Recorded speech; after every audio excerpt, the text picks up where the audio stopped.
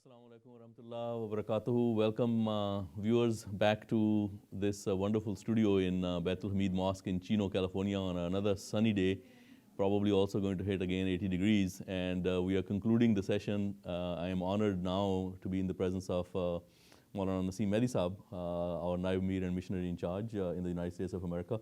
Maulana Saab, thank you very much, first of all, for coming and making this a beautiful and exciting close. I attend jalsas, and I always wonder, our children are living in a society where the heroes are manufactured every day. You know, they have a hero presented to them, packaged very beautifully, poisoned, sugar-coated and everything, exactly as per the ahadith about the Dajjal. And our hero is the Khalifa. Our role model is the Khalifa. Do you think the jalsas help in conveying this message to the young? It should help. If we are not doing it, then perhaps defeating the purpose of Jalsa. So the first thing which comes to my mind is that the spiritual atmosphere or ambience is, it reminds me of that hadith in which Rasulullah said that wherever there is a gathering of remembrance of Allah, angels are sent. So if we talk about this, that we tell them that, when we are here in this jalsa, this is covered by angels. And the Holy Prophet ﷺ says that so many angels have only this duty to find out those gatherings. And then Allah says that they cover that meeting with their wings, and then between that meeting and heaven, they fill up. And then they go back to Allah and give the report.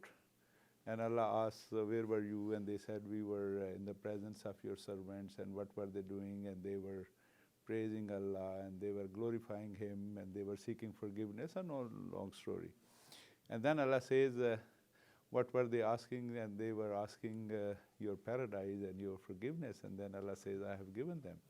So if this is presented to our younger generation, that this is not a story, this is in reality happening, that angels are here, and so we should develop that feeling of their presence. Imam, so we were just talking, and I asked the two officers.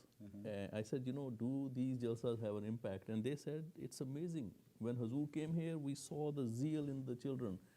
So they were here for 2 weeks in the company of the man of God, and I think you're right. Those angels definitely massaged the hearts of our youth and of our elders, and it is, I think, definitely visible. Coming of someone who is appointed by Allah, and in our case, Khalifatul Masih, Ayyadullah Ta'ala bin Aziz, Hazrat Masih has said that wherever Khalifatullah goes, he goes with the angels, and people are attracted towards him.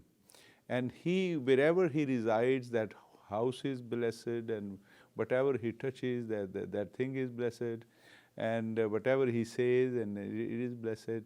So that blessing is wherever he goes. So when we are in the gathering, and then that gathering has that special person who is appointed by Allah as his Khalifa, then it is many folds, and then those jalsas where the Khalifa is not physically present. Absolutely. And I think one of my other questions always has been to people that our youth look for excitement, just like all the rest of the people. They're looking for excitement, halchal. I think Hazrat Khalifa Masih Rabi Rahimahullah Ta'ala has discussed this. He said this is how you develop the taste. And if you develop the taste that you are excited by rock music and not excited by the recitation of the Holy Quran or a poem of Hazrat Naseem is being recited, then it is not the defect of our system, it's the defect of our taste. So he has given the example. He said, once I was traveling, and I saw that there was a dead body of an animal, and the dogs and vultures, and they're enjoying that feast. And he said, when I saw that, I said, I'm about to vomit.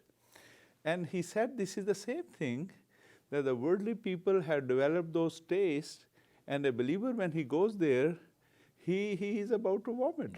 And then I remember Bashir Orchard Saab, when he went to Qadian. He was a British officer in the Indian Army, British Army in India. And he was invited by someone, and he was not an Ahmadi, and he went to Qadian. And he said, I filled wine and all these things in my suitcase, but when I went there, I did not have that desire to drink, because of all those holy people and the presence of Hazrat Muslim Maud ta'ala anhu. And then he said that when I came out, and I thought that perhaps I will drink when I'm in Batala or somewhere, he said, I had the strongest desire. I took all those bottles and broke. And since then, I have not accepted Ahmadiyyat. Since then, I never took a sip of wine or something. And then he said that whenever I thought of going to a bar, and I thought of that feeling which I had in Qadian, so and that became a reason to accept Ahmadiyyat. So it is developing of taste. And I think, Imam Sahib, the Jalsa, this was the other question, they exemplify the things that we talk about, the unity that is infused into the Jamaat by virtue of the Khilafat, the love for all, hatred for none, the humility, the service. Yeah. So the Jalsas, practically speaking though, how do you see these things? Practically, we should encourage our youth to meet everybody. The touch, the human touch is very important. Say Assalamu alaikum.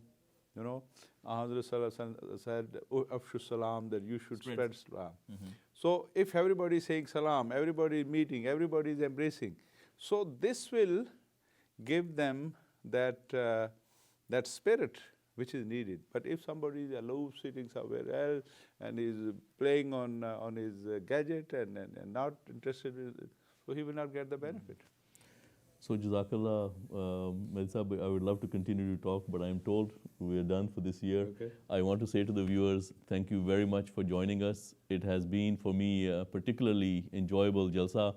I get to spend a little more time in your company and the company of other members of the Jamaat in other areas of the US, but these 3 days have been wonderful. Jazakallah Asana Jazai. We hope very much that you enjoyed these live broadcasts that we tried to put together. There may have been some edge, some discomfort, some not necessarily very good sound quality somewhere here and there. We apologize for all of that, but we are grateful to you for watching us. Join us again next year in the 29th Jalsa from the West Coast. I want to thank all of you, and I also want to thank all of the people who made all this possible. And Imam Sahib, Jazakallah for closing this. And please remember us all and all the workers in your prayers. Assalamu alaikum wa rahmatullahi wa barakatuhu. We will see you again in 2015, inshallah. Assalamu alaikum.